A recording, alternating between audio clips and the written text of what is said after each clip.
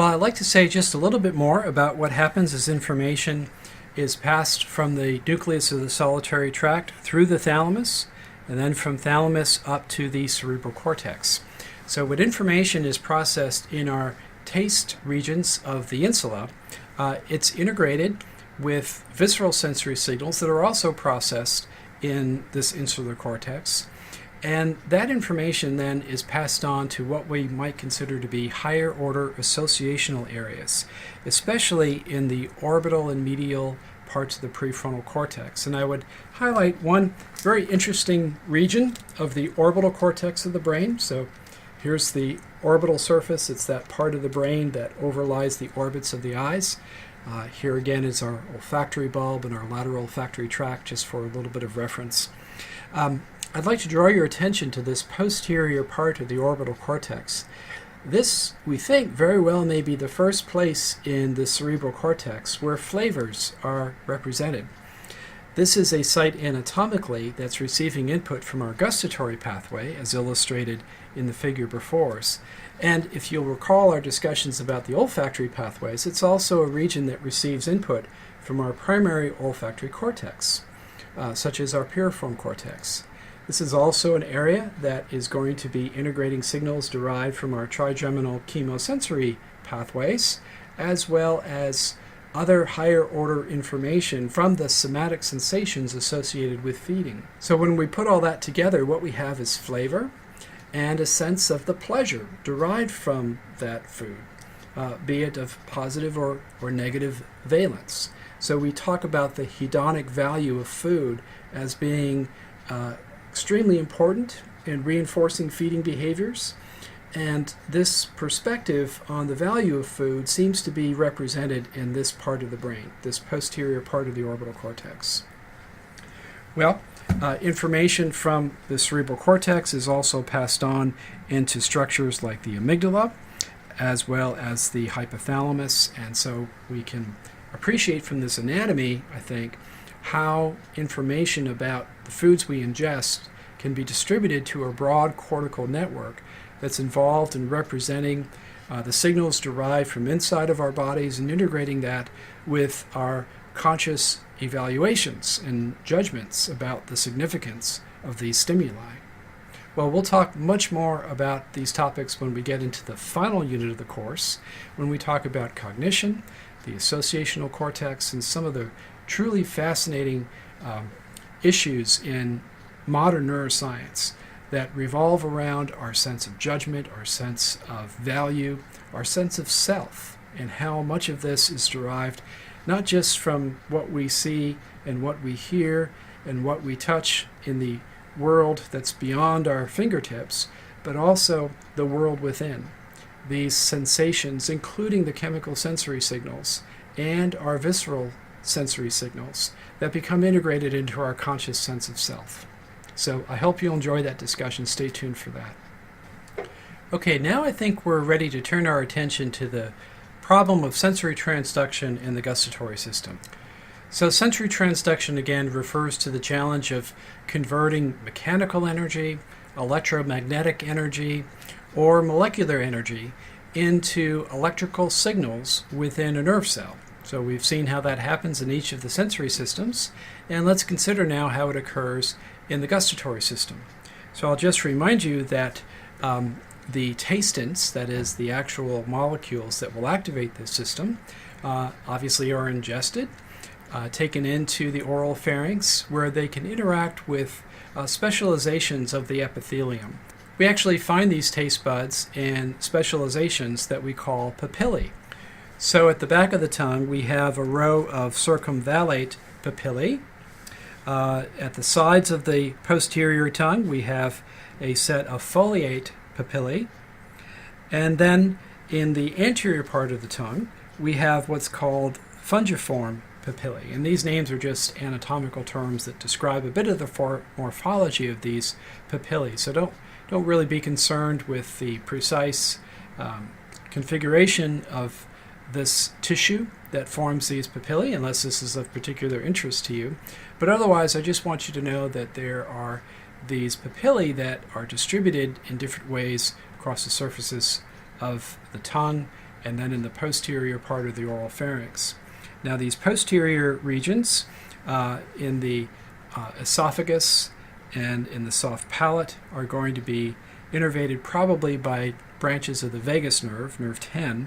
Here on the tongue, the posterior third of the tongue is going to be innervated by branches of nerve 9, the glossopharyngeal nerve, and the anterior 2/3 or so of the tongue, including these fungiform papillae, these are going to be supplied by branches of cranial nerve 7. Okay, so this accounts for how nerves 7, 9, and 10 provide gustatory signals into that nucleus of the solitary tract of the brainstem. Well, now let's look at the anatomy, the microanatomy of one of these papillae. So what we see is that there's a bit of a trench, so we can imagine that water-soluble tastants work their way into these trenches where they can interact with these taste buds, these specializations that we find in the lateral flanks of these trenches, and it's within those specializations that we find our taste cells. So here's a closer look at a taste bud. So this is the tissue that we find in the tongue. These taste buds include our sensory receptor cells, our taste cells, and they also include a variety of basal cells and supporting cells. Now the taste cells are the ones that, of course, I would draw your attention to primarily. These are sensory neurons that have an apical surface that comes together into something that we call a taste pore. So it's specifically through this taste pore that our ingested molecules would interact with the apical surface of our taste cells. And it's at that apical surface that interact with the tastant molecules, leading to the depolarization of those taste cells, the release of neurotransmitter at a synapse between the base of the taste cell and the axons of those 3 cranial nerves, nerve 7, 9, and 10. Okay, so now let's focus in on this apical surface of the taste cell and understand how sensory transduction happens. Well, for a taste cell, sensory transduction happens through a variety of different mechanisms. And as I'll tell you in just a moment, the receptors that are expressed help to define the response of that taste cell. And cells that are tuned for particular molecular forms, thereby giving rise to particular gustatory sensations, are distributed in overlapping but somewhat biased regions over the surface of the tongue and in the posterior part of the oral pharynx. Well, I'll tell you that story in just a moment, but first I want us to focus on the interaction between our tastant molecules that are going to be presented to this taste pore, the apical surface of these taste cells. And we know that there are lots of different flavors out there, right? Well, psychometrically, we can categorize them basically into 5 principal flavors. There are tastant molecules that will induce these flavor perceptions, and those 5 basic categories are salt, acid or sour, sweet, bitter, and just in the last couple of decades, I think psychologists around the world have agreed that there's a 5th category that we call umami. And umami refers to the taste of monosodium glutamate and probably other related amino acids. It's derived from a Japanese word that means delicious. This is probably why some of us enjoy a little bit of monosodium glutamate in our diet.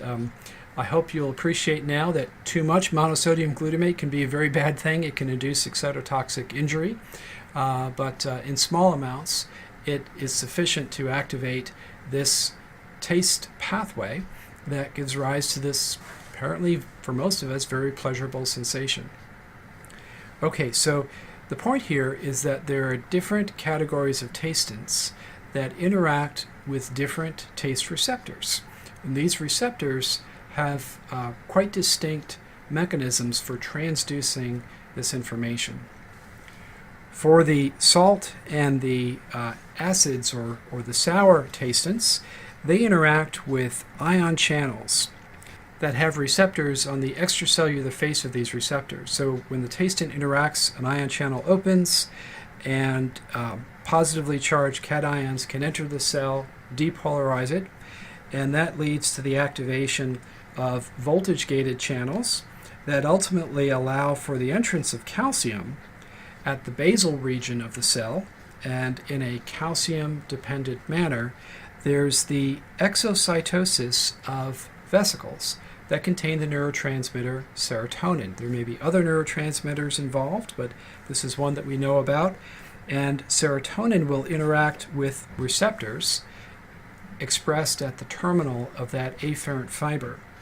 With sufficient release of neurotransmitter, there will be a depolarization that is sufficient to generate an action potential in that afferent fiber and then communicate the signal on into the central nervous system. Well, other categories of tastants, specifically those tastants that we perceive as being sweet, being bitter, and again this delicious amino acid taste that seems to be distinct in various ways. These tastants interact with G protein coupled receptors. Now, we've talked quite a bit about this category of receptor, so I hope it's now familiar to you. It's a 7-transmembrane protein that is associated on its cytoplasmic surface with G proteins. And these G proteins go on to activate second messenger systems. And these second messenger systems can interact with a variety of other systems within the cell, some of which will lead to the depolarization of the taste cell. Others will release calcium from intracellular stores. So whether calcium is coming in through voltage-gated ion channels or being released from vesicular compartments, the increase in calcium in the basal region of the taste cell is potentially sufficient to lead to the exocytosis of neurotransmitter. So in this particular taste cell, we're illustrating the presence of multiple receptors, and that may be the case. But for many taste cells, there just may be one receptor that is expressed by that taste cell. And this figure gives us more detail than we need to know, but it gives us a closer look at the transduction machinery associated with the receptor. So again, the salts and the acids, they interact with receptors that are on ion channels.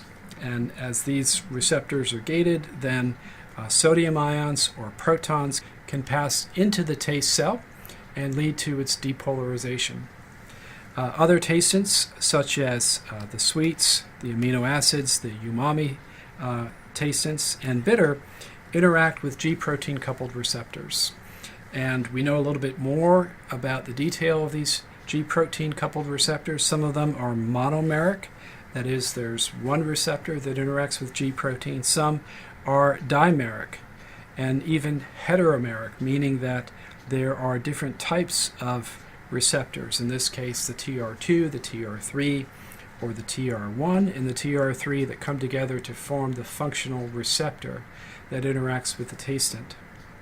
In some of these receptor systems, the downstream effector is a TRP channel, specifically a TRPM5 channel that allows for the influx of calcium into the postsynaptic cell, being gated by a second messenger system. In the case of receptors for amino acids and for bitter, we think that second messenger is an IP3 message. So you can see that in various means there are a diversity of mechanisms that allow for the depolarization of the taste cell and the release in a calcium-dependent manner of the neurotransmitter at the basal end of the taste cell.